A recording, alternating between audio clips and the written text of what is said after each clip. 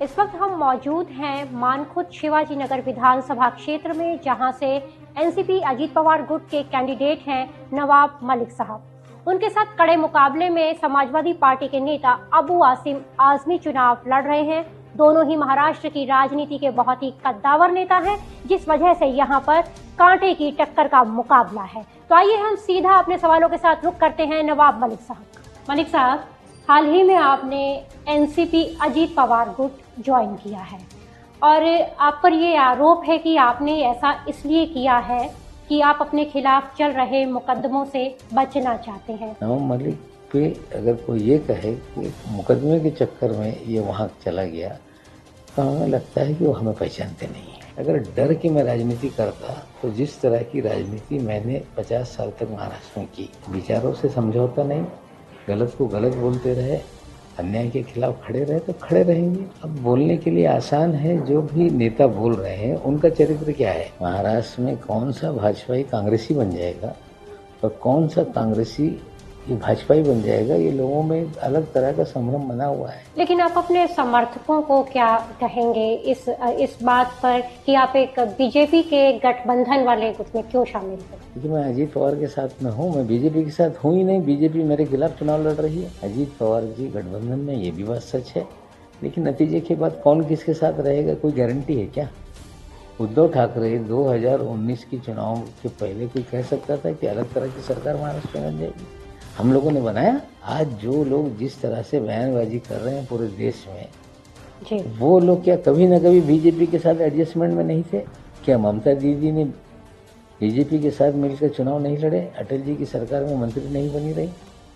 क्या फारूक अब्दुल्ला हो, महबूबा मुफ्ती हो, क्या उनका ये इतिहास नहीं रहा? और हमें लगता है जो लोग इस तरह की राजनीति कर चुके हैं वो दूसरों पे उंगलियां उठा रहे हैं। इस पर मेरा सवाल है कि बीजेपी जो है आपको टिकट दिए जाने के बाद से ही एकदम महाराष्ट्र की राजनीति में घमासान हो गया, आपका कड़ा विरोध कर रही है आपको टिकट दिए जाने का। अगर आप जीतते हैं तो मायावती में काम कैसे करेंगे? किसकी सरकार बनेगी नहीं बनेगी आज दावा करना ये उचित नहीं, लेकिन 23 तारीख के नतीजे के बाद अजीत पवार किंग मेकर होंगे।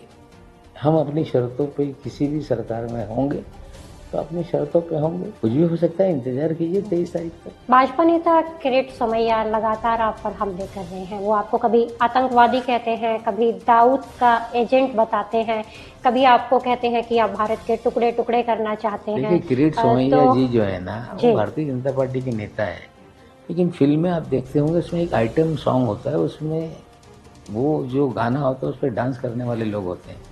तो महाराष्ट्र की राजनीति में वो आइटम सॉन्ग का एक पात्र है जो इस तरह की चीजें करते रहते हैं। आशीष शेलार और फडणवीस साहब भी आपके विरोध में? देखिए, मेरे विरोध में बीजेपी है, पूरी तरह से है। वो तो चाहती है कि मैं राजनीति से आउट हो जाऊं, लेकिन ये बात तय है जी, जनता ने शिवाजी नगर मानपुर में मुझे बुलाया है। अराजकता फैली हुई है पूरी तरह से, गुंडागर्दी है, नशा है। उनकी मांग पर मैं चुनाव लड़ रहा हूँ, तो मैं निश्चित रूप से जीतूंगा, चाहे वो बीजेपी विरोध करे, चाहे शिंदे सेना के लोग। आप भी हमेशा अपने भाषणों और बयानों में भाजपा की खूब मुखालफत करते रहे हैं। हाल ही में आपने प्रधानमंत्री की तस्वीर भी अपनी रैली में लगाने से मना किया। पटेंगे तो कटेंगे, उस नारे का आपने विरोध किया। ऐसे में काम किस तरह से करेंगे आप गठबंधन में? ये वाहियात नारा है। हमारे पार्टी के नेता तो मोदी जी नहीं, हमारे पार्टी के नेता देवेंद्र जी नहीं, या योगी जी हमारे पार्टी के नेता क्या है? क्या हमारे पार्टी के नेता अजीत पवार हैं जी। और मैं सबको एक चीज बता देना चाहता हूँ, पूरा वीडियो देखने के लिए डाउनलोड करें दैनिक भास्कर ऐप।